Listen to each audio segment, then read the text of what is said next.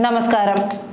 കേരളത്തിലെ ലോക്സഭാ തിരഞ്ഞെടുപ്പ് പൂർത്തിയായി. നേതാക്കൾ മറ്റിടങ്ങളിലെ പ്രചാരണത്തിനായി പുറപ്പെട്ടു കഴിഞ്ഞു. ഇക്കുറി ശക്തമായ ത്രികോണ മത്സരം നടന്ന രണ്ടിടങ്ങളിലെ ഫലം ദേശീയ രാഷ്ട്രീയവും ഉറ്റുനോക്കുന്നുണ്ട്. തൃശൂരും തിരുവനന്തപുരവുമാണ് ഈ മണ്ഡലങ്ങൾ. ശശി തരൂരിന് ശക്തനായ എതിരാളിയായി രാജീവ് ചന്ദ്രശേഖർ കടന്നു വന്നതോടെ പ്രവചനാതീതമായ മാറിയ പോരാട്ടങ്ങളായിരുന്നു തലസ്ഥാന മണ്ഡലത്തിലേത്. BJP സർവശക്തിയും പ്രയോഗിച്ച് പൊരുതിയ തിരഞ്ഞെടുപ്പിൽ താൻ വിജയിക്കുമെന്നാണ് കോൺഗ്രസ് നേതാവ് ശശി തരൂർ അവകാശപ്പെടുന്നത്. ഇതിനിടയിലും കോൺഗ്രസിന് വെല്ലുവിളിയായി അടിയൊഴുക്ക് ഉണ്ടായിരുന്നോ എന്ന സംശയവും ശക്തമാണ്. കോൺഗ്രസ് ക്യാമ്പിൽ ആശങ്ക വിതറിക്കൊണ്ടാണ് കേന്ദ്ര രഹസ്യാന്വേഷണ വിഭാഗത്തിന്റെ റിപ്പോർട്ടിനെ ഉദ്ധരിച്ചുകൊണ്ടുള്ള പത്രവാർത്ത പുറത്തു വന്നതും. കേരളത്തിൽ നിന്നും ലോക്സഭയിലേക്ക് BJP അക്കൗണ്ട് തുറക്കുക തലസ്ഥാന മണ്ഡലമായ തിരുവനന്തപുരത്ത് നിന്നാണെന്നാണ് മാധ്യമം ദിനപത്രം റിപ്പോർട്ട് ചെയ്യുന്നത്. കേന്ദ്ര ഇന്റലിജൻസ് ഇത്തരമൊരു റിപ്പോർട്ടാണ് നൽകിയതെന്നാണ് പത്രവാർത്തയിൽ വ്യക്തമാക്കുന്നത്. തിരുവനന്തപുരത്ത് കേന്ദ്രമന്ത്രി രാജീവ് ചന്ദ്രശേഖർ നേരിയ വോട്ടിനായാലും വിജയിക്കുമെന്നാണ് കേന്ദ്ര രഹസ്യാന്വേഷണ വിഭാഗത്തിന്റെ നിഗമനം എന്നതാണ് വാർത്ത. അതേസമയം BJP വലിയ പ്രതീക്ഷ വയ്ക്കുന്ന തൃശൂരിൽ സുരേഷ് ഗോപി വിജയിക്കില്ല എന്നും ഇന്റലിജൻസ് പറയുന്നുണ്ട്. തൃശൂരിൽ LDF സ്ഥാനാർത്ഥി VS സുനിൽകുമാർ വിജയിക്കുമെന്നാണ് ഇന്റലിജൻസ് വൃത്തങ്ങളെ അവലംബിച്ച മാധ്യമം വാർത്തയിൽ പറയുന്നത്. അതേസമയം സംസ്ഥാനത്ത് തിരഞ്ഞെടുപ്പിൽ UDF-ന് മേൽക്കൈ എന്നാണ് റിപ്പോർട്ടുകൾ വ്യക്തമാക്കുന്നത്.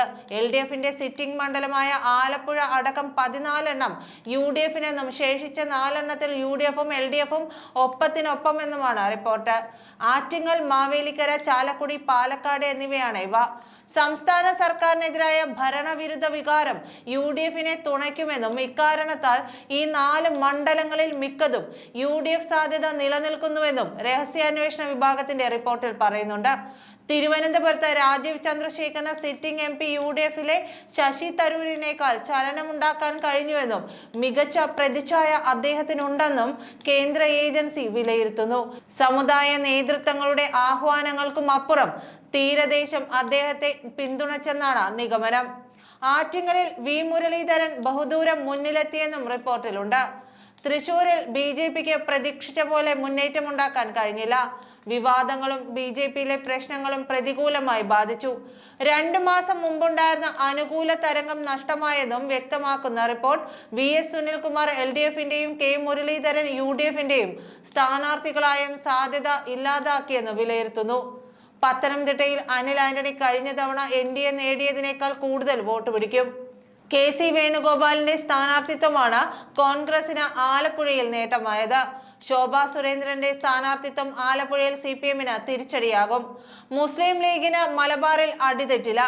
ഇഞ്ചോടിഞ്ച് പോരാട്ടം നടന്ന വടകരയിൽ വിജയം ഷാഫി പറമ്പിലിനാകും. കണ്ണൂരിൽ KPCC പ്രസിഡന്റ് K സുധാകരന്റെ വിജയവും ഏറെക്കുറെ ഉറപ്പാണ്. രാഹുൽ ഗാന്ധി കേരളത്തിൽ മത്സരിക്കുന്നതിന്റെ ഗുണം എല്ലാ തലത്തിലും ഇക്കുറിയും UDF-ന് കിട്ടുമെന്നും നിഗമനമുണ്ട്. തിരഞ്ഞെടുപ്പിലെ അവസാനവട്ട പ്രചാരണം വിലയിരുത്തിയാണ് റിപ്പോർട്ട് തയ്യാറാക്കിയിട്ടുള്ളതെന്നാണ് വാർത്തയിൽ പറയുന്നത്. താൻ ജയിക്കുമെന്ന കാര്യത്തിൽ ഒരു സംശയവുമില്ലെന്ന് തിരുവനന്തപുരം മണ്ഡലത്തിലെ UDF സ്ഥാനാർത്ഥി ശശി തരൂർ ഇന്നലെയും പ്രതികരിച്ചിരുന്നു. ഇക്കാര്യത്തിൽ പാർട്ടി പ്രവർത്തകരും തികഞ്ഞ ആത്മവിശ്വാസത്തിലാണെന്നാണ് ശശി തരൂർ മാധ്യമങ്ങളോട് പ്രതികരിച്ചത്.